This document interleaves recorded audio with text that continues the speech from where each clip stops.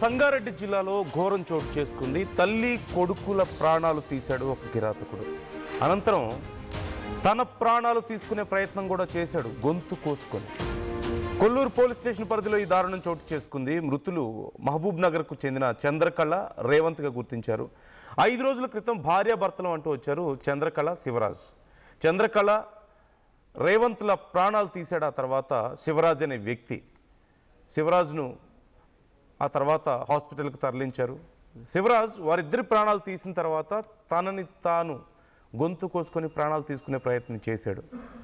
ఇప్పుడు అతని కండిషన్ చాలా సీరియస్గా ఉంది.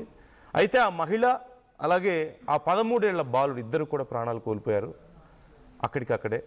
ఈ ఘటనపై ఇప్పుడు అన్ని కోణాల్లో కొల్లూరు పోలీసులు దర్యాప్తు చేస్తున్నారు. సింపుల్గా జరిగినటువంటి ఇన్సిడెంట్ను 2 మాటల్లో నేను మీకు క్లియర్గా చెప్పే ప్రయత్నం చేస్తాను. మీకు స్క్రీన్ మీద కనిపిస్తున్నారు ఒక మహిళ అలాగే ఒక 13 ఏళ్ల బాలుడు. వీళ్ళిద్దరూ తల్లి కొడుకులు.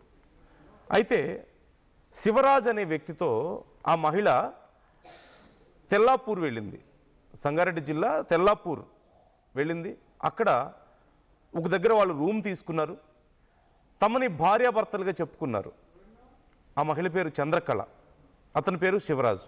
మేమిద్దరం భార్యాభర్తలం, ఈ బాబు మా కొడుకు అని ఆ 13 ఏళ్ల బాలుణ్ణి, రేవంత్ని తమతో పాటు తీసుకువెళ్ళారు.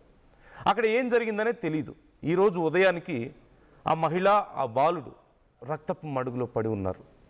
ఎక్కడ చూసినా సరే చాలా భయంకరంగా కనిపిస్తుంది అక్కడ జరిగినటువంటి ఇన్సిడెంట్ అంతా కూడా.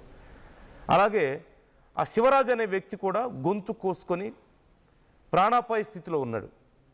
పోలీసులు వెంటనే కేసు నమోదు చేసుకున్నారు. అతన్ని హాస్పిటల్కి తరలించారు. కానీ తెలిసిన విషయం ఏంటంటే శివరాజ్ అలాగే ఆ మహిళ చంద్రకళ ఇద్దరు భార్యాభర్తలు కాదు. మరి ఆ మహిళ భర్త ఎవరు?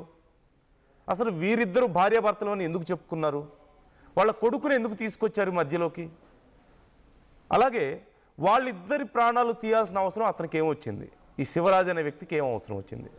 ఆ తర్వాత తనని తాను గొంతు కోసుకొని ప్రాణాలు ఎందుకు తీసుకోవడానికి ప్రయత్నించాడు? ఇప్పుడు ఆ బిడ్డకు తండ్రి ఎవరు? ఆ 13 ఏళ్ల రేవంత్ అనే బాలుడి తండ్రి ఎవరు? ఆ మహిళకు భర్త ఎవరు? ఇవి ఎన్నో ప్రశ్నలు ఇక్కడ ఉన్నాయి.